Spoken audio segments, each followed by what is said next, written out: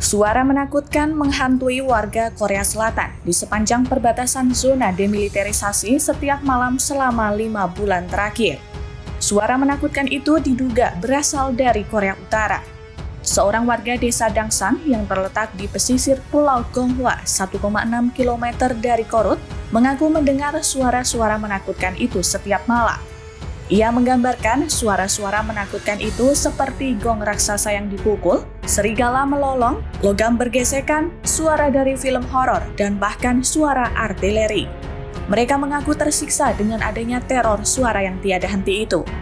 Munculnya teror suara itu tak lepas dari hubungan antara dua Korea yang pasang surut dan secara teknis masih berperang.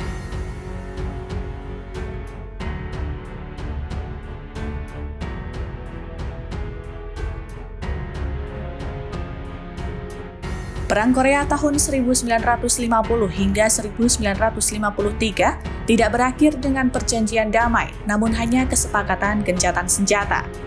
Hubungan keduanya sempat membaik di era kepemimpinan Presiden Korsel Moon Jae-in yang ditandai dengan perjanjian militer di Pyongyang Korut 19 September 2018. Kedua negara sepakat menghentikan semua tindakan permusuhan satu sama lain yang menyebabkan konflik dan ketegangan. Namun hubungan dua Korea itu merosot dalam beberapa tahun terakhir di bawah kepemimpinan Presiden Korsel Yoon Suk-yeol dan pemimpin Korut Kim Jong-un. Pyongyang mulai mengembangkan senjata nuklir yang merupakan kekhawatiran terbesar bagi Korsel. Korut pun memperkuat hubungan dengan Rusia pada Juni 2024 melalui penandatanganan kemitraan strategis. Bukan hanya itu, Kim Jong-un juga mulai mengirimkan senjata serta pasukan ke Rusia untuk membantu melawan Ukraina. Sementara Korsel memperluas latihan militer gabungan dengan Amerika Serikat dan Jepang yang melibatkan kapal induk, pengebom strategis, dan jet siluman.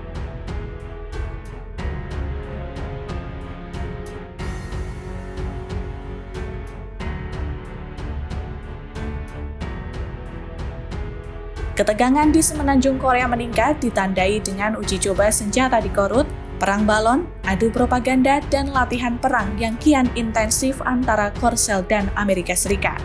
Sejak Mei hingga Juli, Korut mengirimkan ribuan balon sampah ke Korsel. Korsel pun merespons dengan menerbangkan selebaran anti Pyongyang. Pada 4 Juni 2024, Presiden Yoon kembali mengumumkan penangguhan perjanjian militer dengan Korut yang disepakati tahun 2018.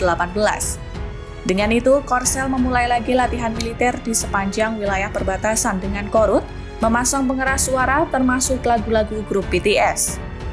Tak mau kalah, pergerakan 20 tentara Korut terlihat melintasi wilayah perbatasan dua Korea dan memasuki wilayah Korsel pada 9 Juni 2024.